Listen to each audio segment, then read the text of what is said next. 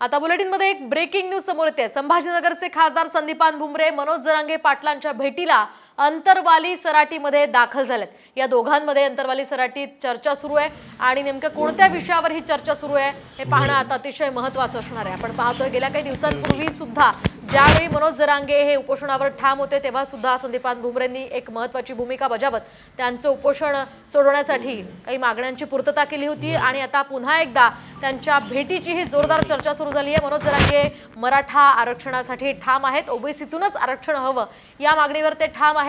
त्यामुळे आता सरकार त्यांची मागणी मान्य करतं का ते पाहणं महत्त्वाचं असणार आहे आणि एकूणच सरकारचाही प्रयत्न सुरू आहे। त्यांचे हे सगळे नेते आता जरांगे पाटलांच्या भेटीला जात असल्यामुळे आता नेमका निर्णय जरांगेंना घ्यायचा आहे, ते कशा संदर्भात आपली भूमिका आता कशी मांडतात ते पाहणं अतिशय महत्त्वाचं ठरणार आहे।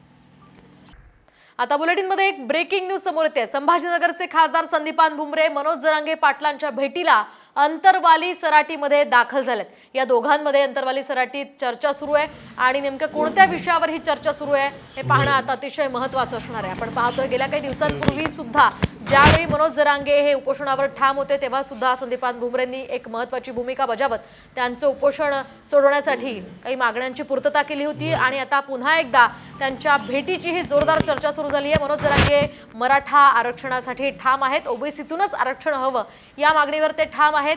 त्यामुळे आता सरकार त्यांची मागणी मान्य करतं का ते पाहणं महत्त्वाचं असणार आहे आणि एकूणच सरकारचाही प्रयत्न सुरू आहे। त्यांचे हे सगळे नेते आता जरांगे पाटलांच्या भेटीला जात असल्यामुळे आता नेमका निर्णय जरांगेंना घ्यायचा आहे, ते कशा संदर्भात आपली भूमिका आता कशी मांडतात ते पाहणं अतिशय महत्त्वाचं ठरणार आहे।